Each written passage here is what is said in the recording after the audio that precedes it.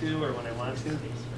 So I'm used to it now, but yeah, it's a long phase at the beginning when it's just, because I think probably my technique just doesn't look like anything's really going to happen. That's good. So this is kind of like when you were talking about just pushing through until you get to on a smaller scale, and just kind of get the confidence and to know that eventually it'll start to pull itself together.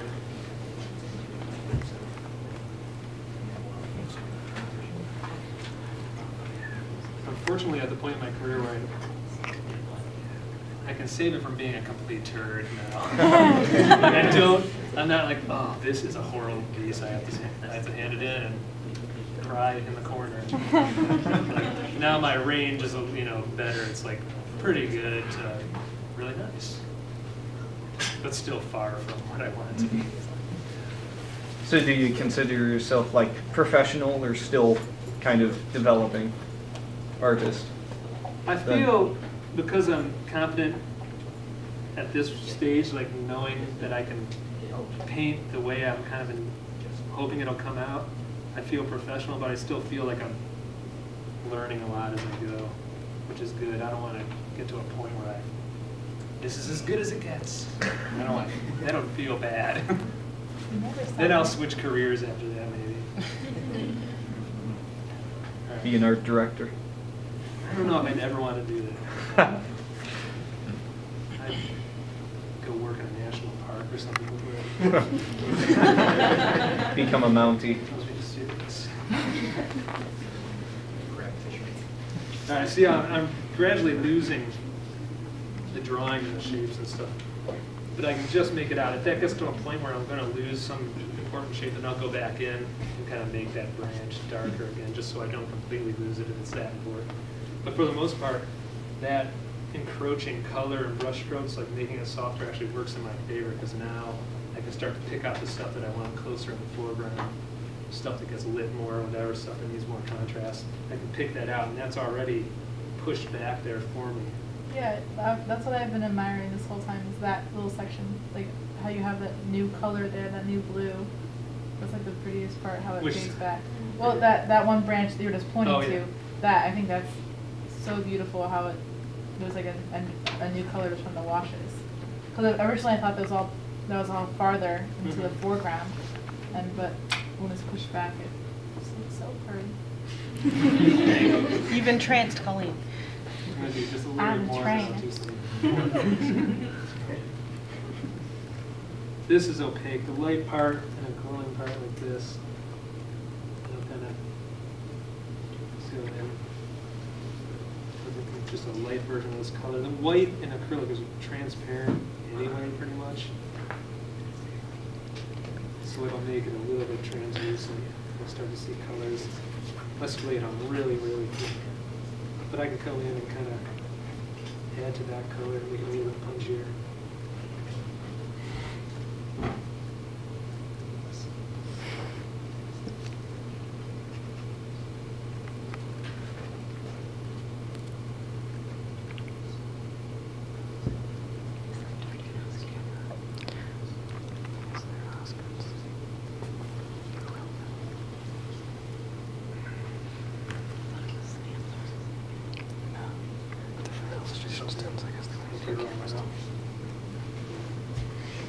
Do you typically have like a favorite subject you enjoy painting, or do you just enjoy everything? And like horses. Because I know you mentioned that horses were a challenge for you. You didn't particularly like them, but you enjoyed the challenge of it. But is there something that, like, if you get that as a subject to draw, you really enjoy? Anything if the environment is natural, I just got to say before, like it's just more, it gives me more leeway to just be free with brush strokes and using a palette knife and stuff like that. It's fun for me to do rocks and things like that. So I feel a little bit more hindered when I do like an architectural scene, interior scene, because then there's a lot more rules that seem to apply, like the light hits this way, I have to worry about the surface and stuff like that. So I wouldn't say that I don't have fun with that, but I feel a little bit less free because I have to worry about, like I can't get crazy too much with brush strokes because I have to think, all right, this edge has to be lit a little bit more, this is getting light light here. You know, it's just a little bit more confining, I'd say. But very infrequently is there an assignment where I'm just like, oh God, really? Usually those aren't so much the subject matter, it's the amount of things in it. It's like, show us 3 adventurers on a rock bridge, and there's a portal underneath them, and there's 2 trolls attacking them, and there's a harpy pulling them off. Like, that's an actual assignment. And I was just, when I saw it, I just wanted to cry. Cause I'm like, first of all, you have to do it straight, you have to do a down angle, which is awkward anyway, because to show the portal at the bottom of the chasm. So like that kind of thing where it's just this paragraph description. I still have fun with it as much as I can, but if it was up to me, I'd trim out this and that and this and that. Like, let's slim this down to something a little bit more controllable. All right, let's see what I can do here. What's the most ridiculous thing that you had to draw? Or is that what you were just describing? As far as the whole scene, that was probably the most annoying description that I got. But there's a lot of that, because a lot of the descriptions for the work that I do they're written by research and development guys, the guys who make the game. They're not visual people, they're like game construction, mathematic majors and stuff It's like that. not really story-wise. Yeah, and it'll be like their characters, like our characters in our game night had this happen to them. Let's have Prescott illustrate it. And it'll be just some tedious scene like that where I'm like, are you kidding me? I can't do that. No one can do that. And then you do it. Yeah, and then I have to find a way to do it. And I'll conveniently leave out all sorts of details in my favor and see if they get caught. Like, see if they're like, but that guy doesn't have his, whatever, his bag of holding or something. Someone will notice that kind of detail. And I pray that they don't. That's when you just yell at them, he dropped it. It's on the other hip, facing the fire elemental. Now bag of embers. I throw out all these terminology. It's because of my job, not because I play the game. Like I played D&D once in college. I don't play video games. I don't play Magic. This is all crap from all these assignments that I get. Well, unfortunately for me, I know exactly what things you're talking about. So. Yeah. I mean, I don't have time for it. I'm glad people like it, and I would play it if I didn't have anything else going on. I have a bunch of friends that still play it. They play video games more than the D&D stuff now, but I just have other interests and don't have time. I'm going to go in just a little bit thinner with just some color, but I'll probably lighten her up a bit anyway. Do you ever leave the white of the page showing through on a final? Rarely. There's a scene that requires actual white, not necessarily a glow or something like that. I'll leave white, like a snow scene or something like that. And that's not on purpose, I don't think. I don't want to paint there. I want to paint as little as possible.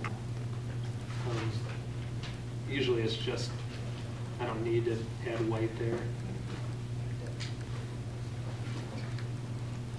Do you always start from back to front? Yeah.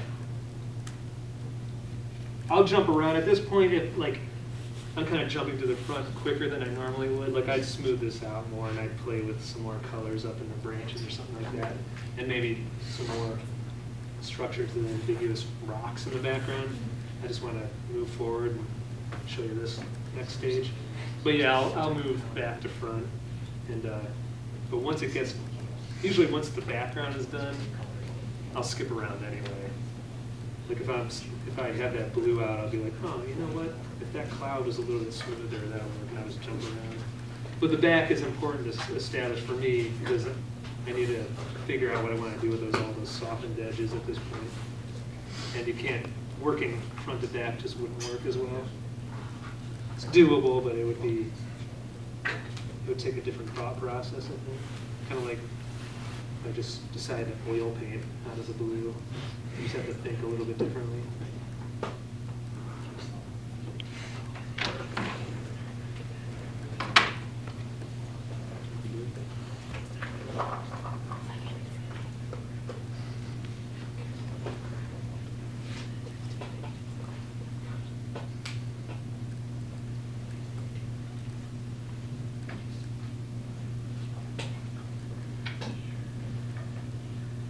a project like this would take you like 2 or 3 days to do? Depending on how much I want to put into it, Mm-hmm.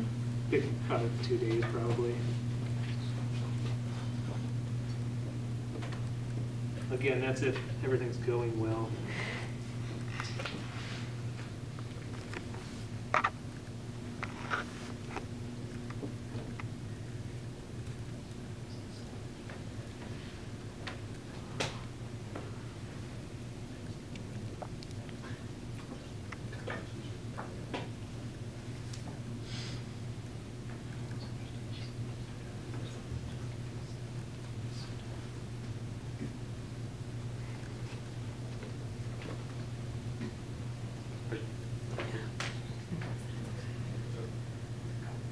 Sorry. Someone gonna ask a question? I don't know, we was talking about a friend, and she kind of like did like a series last semester of like Wood nymphs. wood nymphs, and she was like this. We both realized at the same time, so you guys sent a picture of her.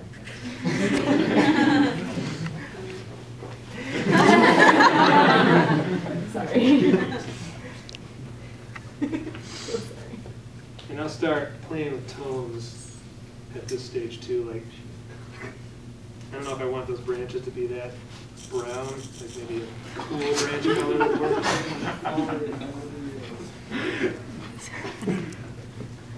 So I'll just put in like a cooler gray just to see what it looks like. And if I don't like that, then maybe some of that pops through when I go back with a warm color. So I'm just building up these semi-opaque like The palette as you go.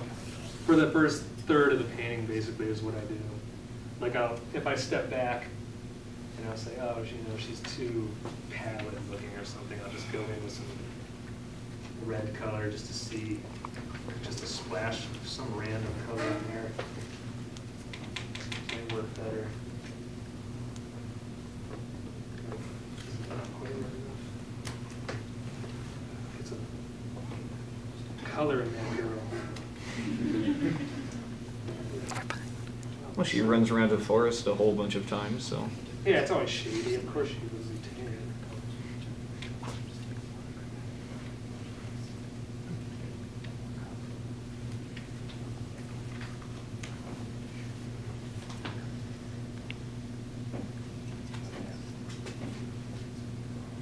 Is there anything that you find majorly difficult to draw, at least for yourself, other than horses? Stuff always crops up, but I've been doing this long enough that like what's going to crop up now that I haven't done? Like I've made a humanoid version of almost every animal on Earth, it seems.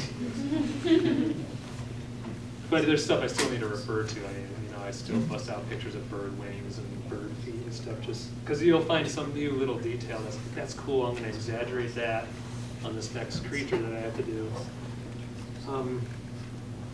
So do you just like flip through your reference books just to see if there's anything that you find interesting? Sometimes I do. If I have enough time, I'll get out a reference book just to get some inspiration from it. But usually it's something specific, like I'll get out the reference book on horses or whatever, like how would this horse leg look if it was jumping? And it's never the angle that I need, so I have to fudge it and hope that I can make it look right.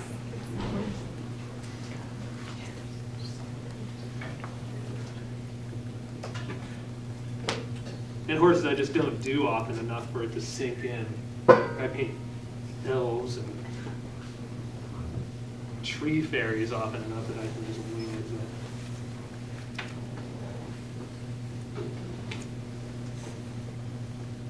There, let's see what I can do with the darks now.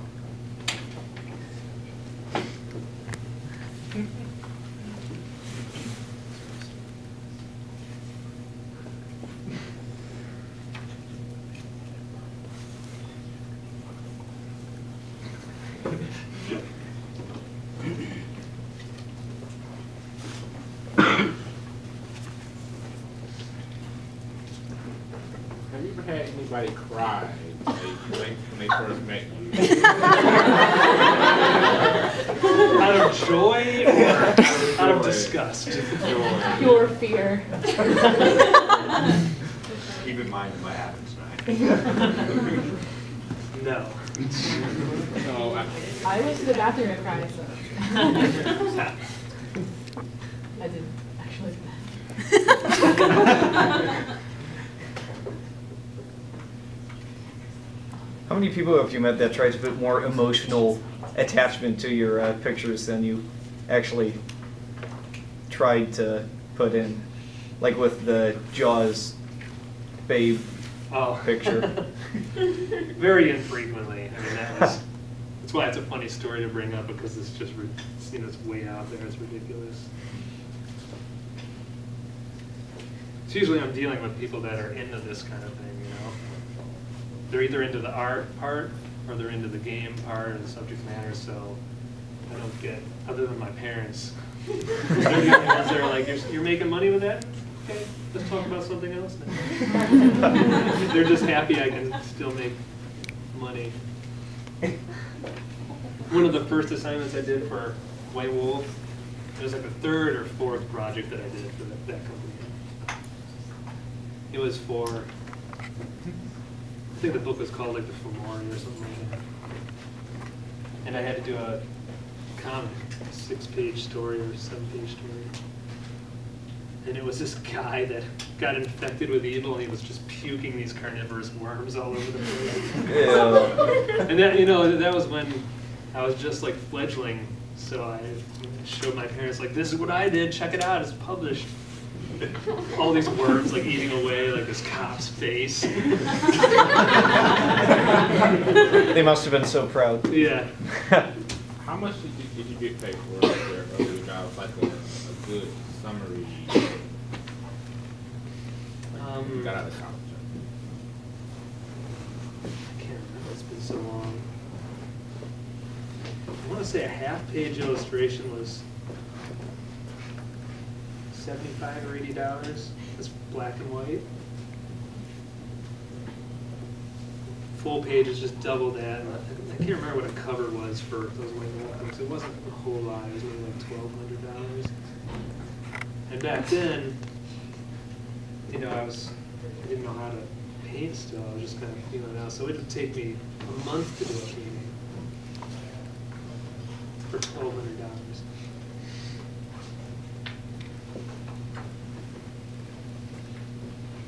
I feel like the only part like I'm scared about when it comes to like doing like freelance something like that is like doing taxes. So Yes. Nobody likes taxes. Get an accountant and hope that they're doing it right. What are you worried about, loans and taxes? Come on. This is art, it's fun. Inflation.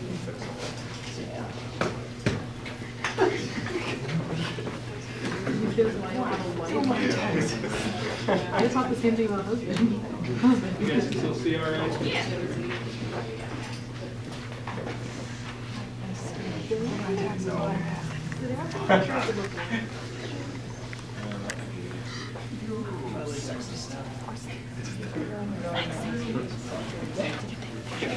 Do you have any advice for like how to produce your work? Or like good resources? For me, it kind of depends. I kind of have to think of how popular the game is and stuff like that, and how much I like the artwork. Usually I price the artwork based on how attached I am. If I don't want to see the artwork again, I'll sell it for $100 or less. Like, get rid of it. And I can get rid of artwork fast if I make it that cheap. But like a really popular Magic card, if I find out that it's popular, because usually I don't know until later, you know, I can charge $300–400 more than I normally would, just because it suddenly has a kind of a next stage of collectability. D&D stuff, not as much. And I've found that most gaming art is like this. Like, gamers spend their money on the game and don't have money to buy the artwork. Unfortunately, very. So, yeah, so unless your artwork somehow transcends into being not demographic specific enough that like some collector, that person that just likes fantasy artwork, like, oh, I love angels or something like that, if it doesn't transcend to there, I have to just kind of go with what someone will pay for it, or just hold on with it. I don't hold on to stuff that long if I can. Like usually if stuff gets 2, 3, 4 years old, I like to just move it on because I accumulate these paintings so much. You just saw them at like the Lexicon basically then? Or it was like I've sold them online. But yeah, conventions usually people like to see it in person, obviously. Do the companies ever like take paintings back from you or that sort of thing, or do you typically get to keep the originals? Oh, you keep them. There's been a couple times when, like Blizzard,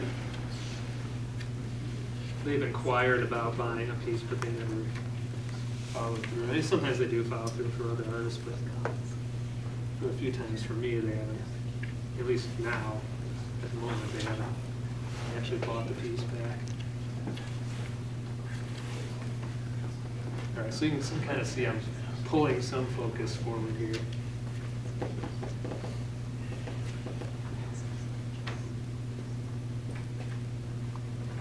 you ever plan to release a book of your paintings?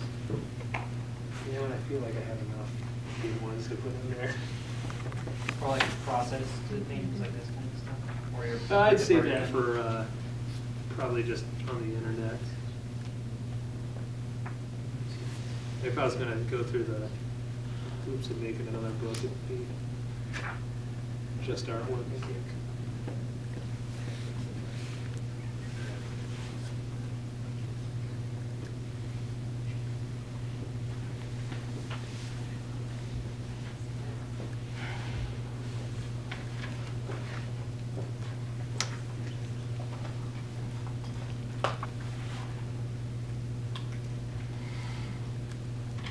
Just for fun to see if I can do something with the pen.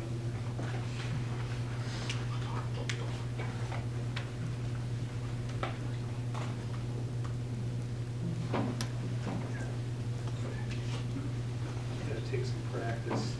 I don't get enough opportunity to use it often enough. Keep in practice.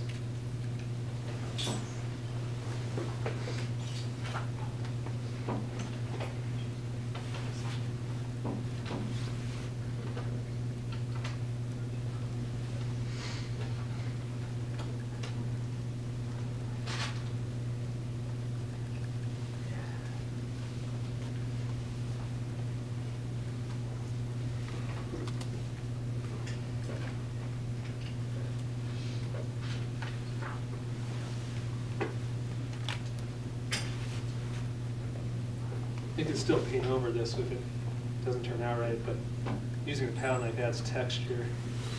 And texture is a pain in the ass when you scan it. You'll start to get glare and stuff off it.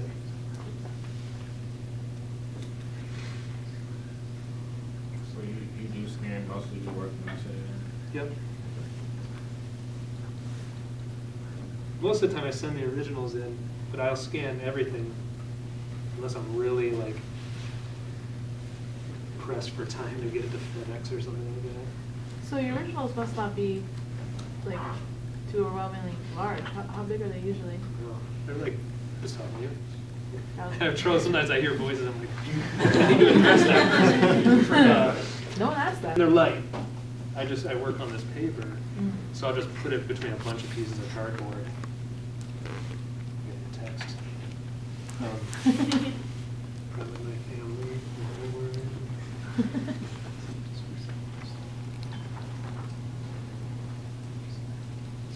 But yeah, it's, I mean, even a big piece I can make huge cardboard.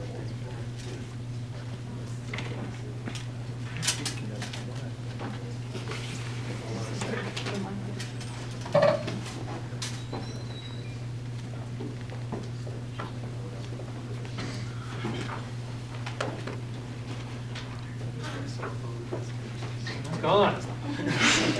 It's just somewhere in this, somewhere. Oh well, I'll get to that eventually. All right, I'm gonna try to pick out some stuff in the case. You'll find it when you don't need it. Yeah, I'll find it when it falls into a puddle. You'll find it and then you'll lose your keys. That's what usually happens.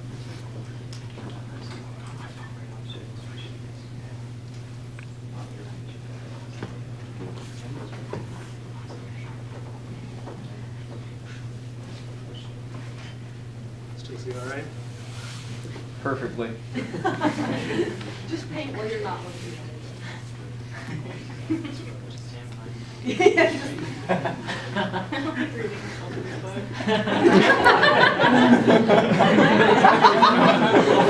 Can I get a photo? I don't know if I want to. And this is how Steve does his job. The amazing Prescott.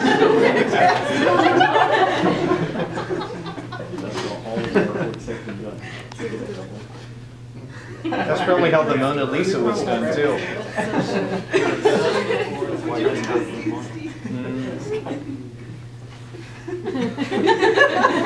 That's about right. This should be your biopic when you start doing more. It's really interesting how like you're mixing your colors and it's just not getting muddy. It's a matter of, they're muddy if you put them in the wrong spot. Like this is a mix of all these, I just kind of make a pile of color.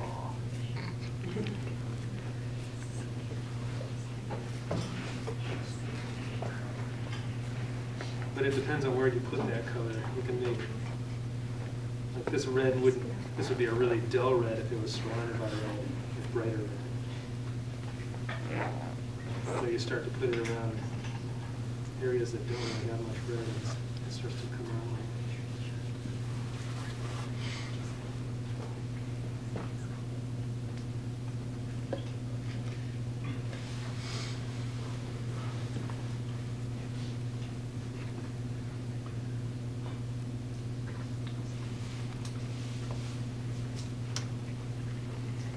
Is there anything that you've done that's your favorite so far?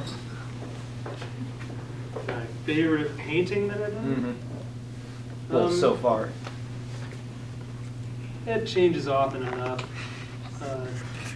There's a few pieces, like that fauna shaman piece is still kind of close to my heart, it's still fun. But usually there'll be a piece that I'm really pleased with for a couple of years, and then it'll be old and I'll realize, oh, I wish I kind of painted that differently. Or I'll just, not necessarily that I did it wrong, I paint differently now or something.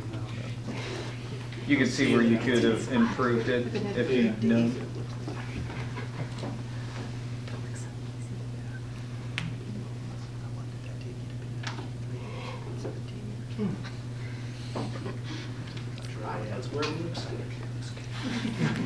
Did you know? It's all those berries things.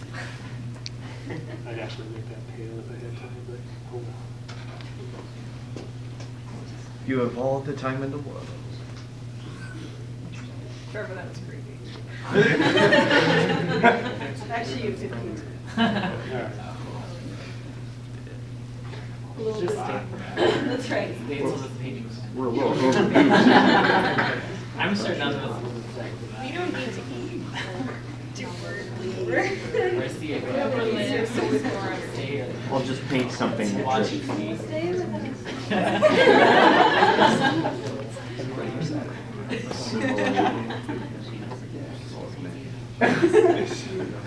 You guys can all leave. I'm just going to sit here and watch them. Not creepy, Nancy. Not creepy. I didn't say shit.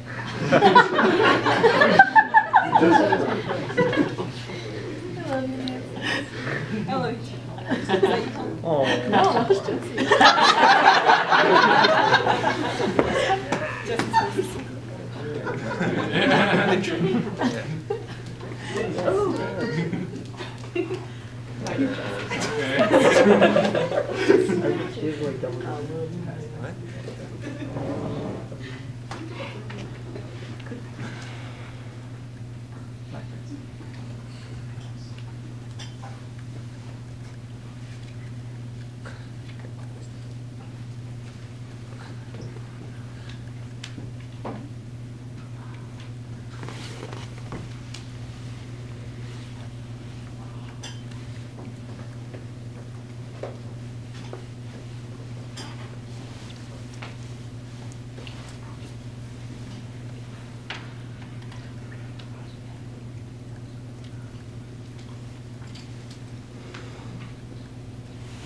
Do you think that you'll finish this up on your own after the demo? Yeah, probably. If I have time, I will. I did the demo that I didn't do very well at that other university. It's a bad demo. I actually just took it home and finished it. It's a nice piece. It's in the other presentation that I didn't show you. This other presentation sounds good. It is. It's the best. You guys missed out. You'll have to come back.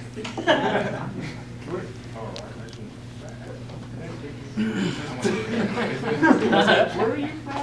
You know that. What? Where am I from originally? No, like now. Where do I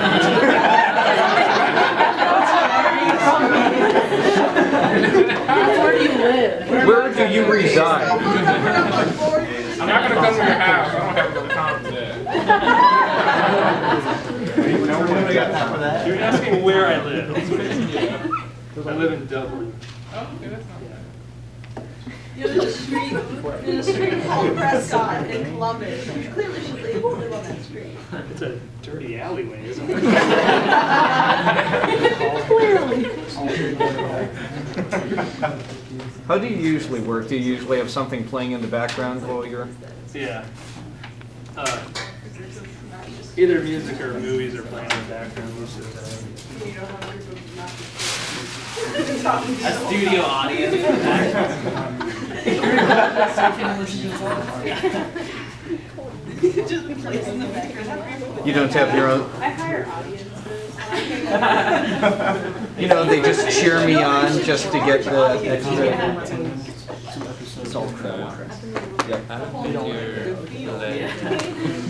There's a higher crowd. Just what he needs, a laugh track in the background as he's working.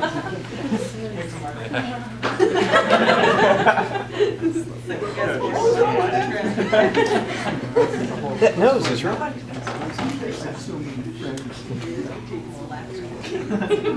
Yoda voices in the background. Like you're marking.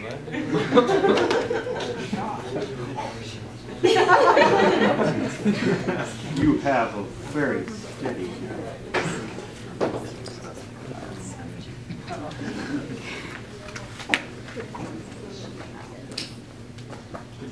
Could I ask you who's your favorite painter right now, like illustrator? It's hard to narrow down to just one. One of my favorite people doing fantasy artwork is Mark Zug. If you haven't seen his stuff, check it out. He's an oil painter. Real beautiful colors and stuff. Real, like, just fantastic brush strokes. And he kind of has the same stylization sensibility as me. Like, his stuff doesn't look too much like he's using a model of his, whatever, his cousin or something like that.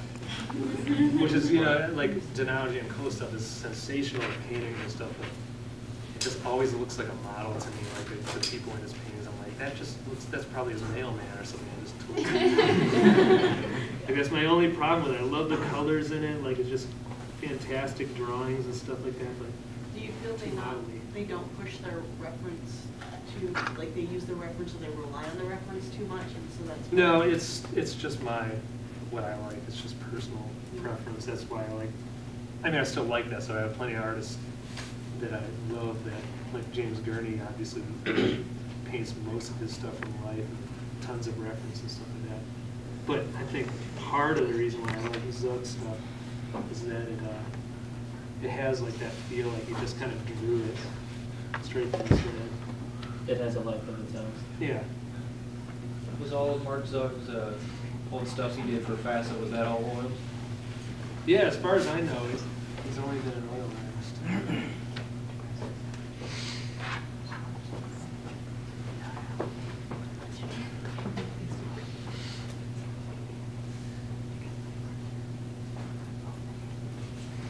This is kind of mixed with a green just to give it a softer edge as it kind of bleeds out into the green of the background.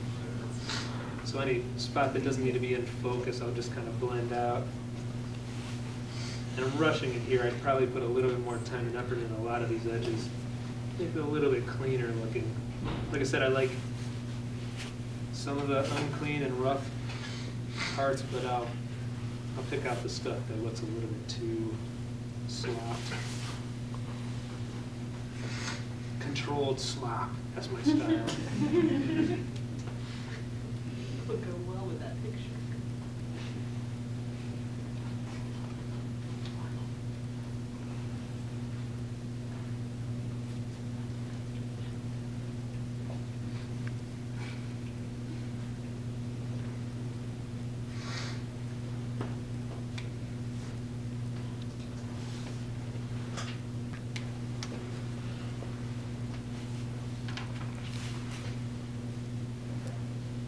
When you're working with art directors, do you ever actually physically meet them and talk to them very often, or is it more just talking to them over the phone or video chat? I have met, I think, all of the art directors that I'm currently working with at one time or another, because I've met all the Wizards of the Coast ones either out there, because I've been out there for various concept design, or I've met them at conventions. I can't think of any art directors I worked for that I haven't met them eventually at some point in time. That's something that I struggle with freelance is like getting called up by someone and them saying, can you make me art? And I'm like, okay, I'm gonna trust you to pay me and make you art, and I'll never know your face. Like, yeah. I find that so, I mean, I'll Google, obviously.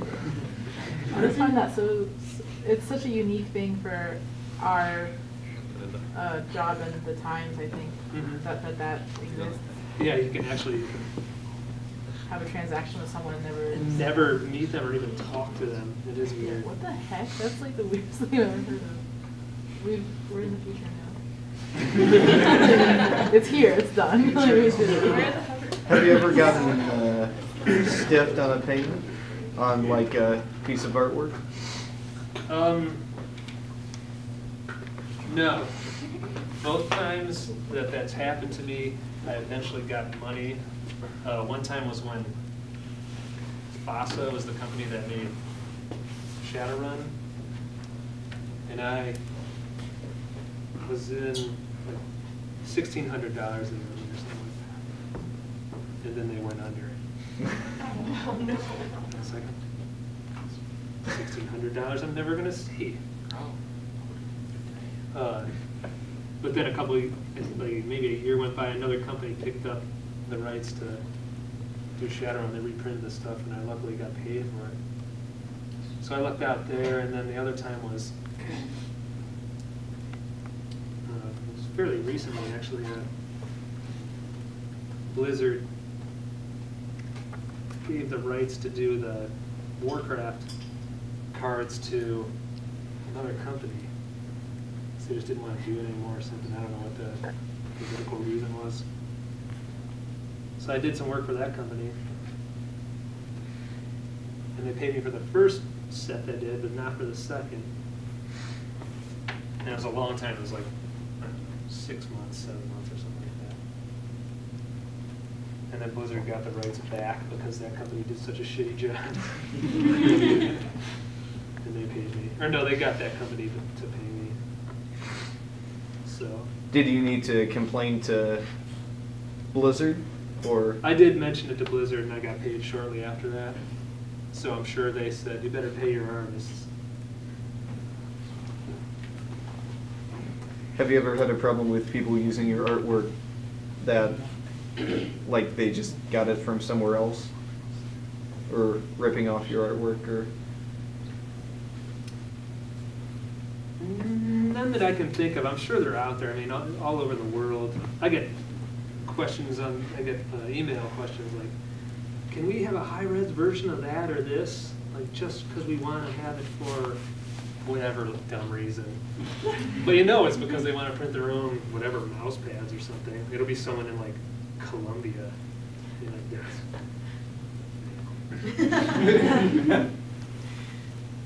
I'm sure they do. I haven't run across it. I mean, there's a lot of, especially my video game digital artist friends. There's a couple websites online that pilfer artwork from other companies and claim it as their own game.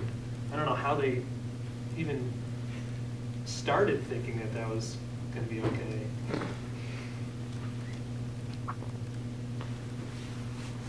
But you've never had a problem with that so far? No, I mean, knock on wood.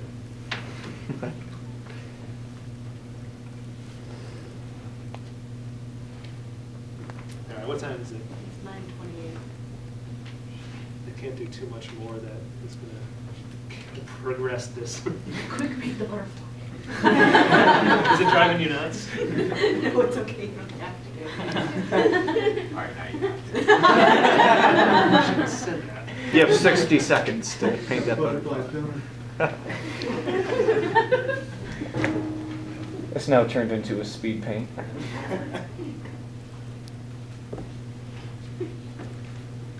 Sorry. Quick 1 second start. So you've been working how long now? Like an hour? Hour and a half.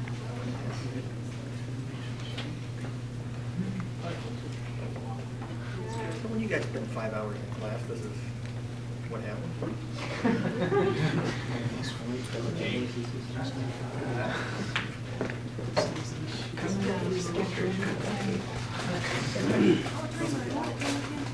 Are there any teachers that you liked or kind of pushed you at CCAD that you can remember? Mr. Botts.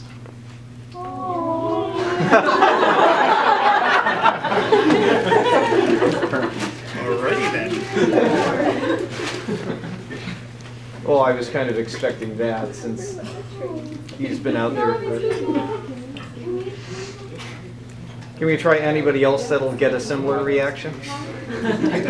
Mr. McKissick.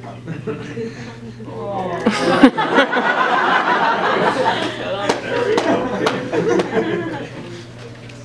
Trying to think. That was so He's in the back, he's like, I heard that asshole. He's at home thinking, did I sense awe? Sense of disturbance in the floor. I haven't seen any of those guys. 20 years. 17 years, however long. I think maybe once outside of college if I seen anything. Mr. King. Maybe we should stop now. I'm just saying that he was one of the guys I We're saw. running out of positive response. I'm just glad I wasn't here then. I'm nervous. We'll talk about it. All right, how about that for the butterfly? gorgeous. It's gorgeous. If I had another blue, I'd make it. It's just a slightly different color. blue. Anyway, you get the idea, right? Yep. It's beautiful. When you get home,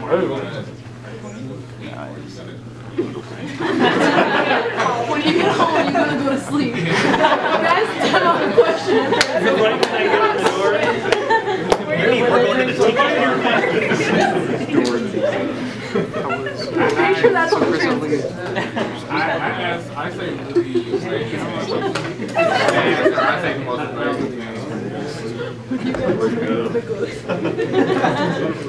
I will eventually go to sleep.